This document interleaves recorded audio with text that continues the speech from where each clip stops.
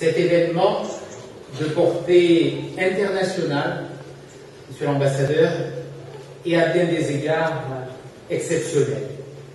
Car pour la première fois en Europe, le public a la possibilité d'admirer cette collection d'objets d'art mongol inestimable et unique, constituée à partir des plus belles pièces de musées et de collections privées prestigieuses.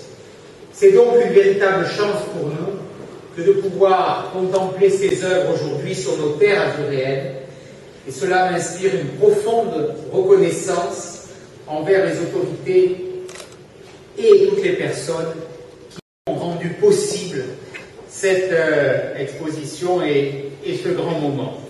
Je tiens en premier lieu à exprimer toute ma gratitude à Monsieur Altangerel Ayurzana, qui a bien voulu prêter les œuvres les plus marquantes de sa collection personnelle.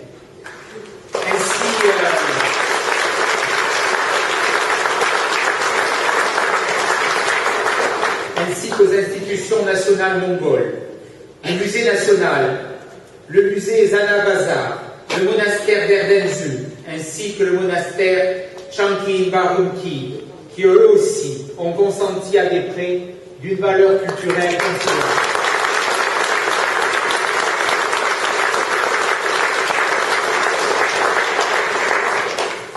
Je veux également remercier la Principauté de Monaco, qui a participé activement à la tenue de cette exposition par le prêt d'une authentique yourte que nous avons visitée tout à l'heure en découvrant qu'il fallait que 30 minutes pour la démonter selon les explications de Monsieur l'ambassadeur. Et j'ai une pensée particulière pour le photographe monégasque Pierre Reynard, qui a bien voulu exposer ici 50 magnifiques photos de temples mongols. Je salue enfin les institutions françaises représentées par les musées des arts asiatiques Guimet et du Quai Branly. Merci beaucoup aux responsables de ces musées qui, naturellement, sont des éléments extrêmement importants de notre culture française. Merci également aux archives nationales françaises, à la mission archéologique française en Mongolie et naturellement à l'ambassade de France en Mongolie. Toutes ces institutions, toutes ces personnes ont apporté leur pierre à l'édification de ce beau projet, qu'elles soient ici chaleureusement remerciées. Grâce à ces efforts généreux et à notre détermination commune, chaque citoyen de notre département, qu'il soit féru d'histoire, passionné par l'Asie ou tout simplement curieux, peut à présent plonger son regard dans des œuvres séculaires et y déceler les traces des civilisations qu'elles portent en elles. Alors derrière nous, une yourte traditionnelle qu'utilisent actuellement les Mongols. Donc vous les avez aussi en Sibérie, mais aussi au Kazakhstan. Donc c'est une yourte qui se démonte en 1 heure. Et une fois que cette yourte est démontée, eh bien les nomades partent avec leurs troupeaux et vont l'installer quelquefois à quelques kilomètres de là, et d'autres fois peuvent faire des centaines de kilomètres. Alors souvent ils chargent ces yourtes sur des chariots qui sont traînés par des bœufs, et puis ils partent en famille comme ça, de saison après saison, dans la steppe. Encore actuellement? Encore actuellement. Il faut savoir qu'il y a dans la capitale Ulaanbaatar le tiers de la population, ils sont à peu près 2,8 millions. Mais après, l'ensemble de la population mongole, sur un territoire qui fait 3 fois la France, vit encore dans ce type de yourte. Et je dirais même tient à y vivre, parce que c'est réellement une façon de vivre, une façon de penser l'espace, une façon nomade en fait, qui certainement se réalise depuis des milliers d'années, peut-être même 3000 ans. Donc c'est vraiment ancré dans leur façon de se déplacer dans l'espace avec, là j'insiste, avec leurs troupeaux de chevaux et leurs moutons.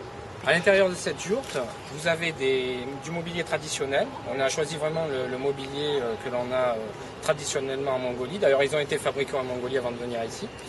Alors, c'est un mobilier qui vraiment s'apparente d'ailleurs à la tradition bouddhique, avec des couleurs très vives, comme vous pouvez le voir. Mais c'est un mobilier tout à fait traditionnel avec des tabourets, des tables, des lits qui sont très décorés. Et là, il n'y en a pas, mais il y a toujours un autel au fond de la yourte, un autel des ancêtres, qui permet d'avoir aussi un lieu de culte à l'intérieur. On vous suit.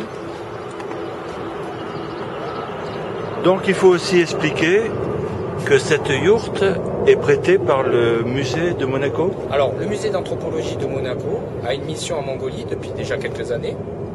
Et cette mission en Mongolie consiste à la fois à faire des fouilles archéologiques, mais aussi à restaurer un monastère bouddhique qui date du XVIIe siècle. Alors, il y a ces deux missions qui sont financées par la Direction de la coopération internationale de Monaco. Et chaque année, depuis 2006, donc on se rend au moins un mois et demi en Mongolie pour étudier à la fois l'archéologie mongole, mais aussi le patrimoine bouddhique. Alors ici, sous cette yourte, le musée d'art asiatique a souhaité organiser des ateliers vivants relatifs à cette culture. Alors il y aura aussi des chants diaphoniques mongols, il y aura des ateliers de peinture notamment.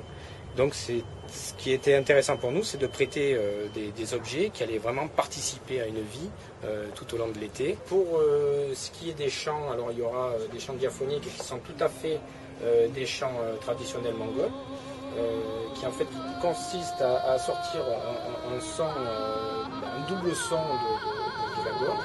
Et ça, c'est tout à fait une spécificité mongole et un peu sibérienne, mais surtout mongole.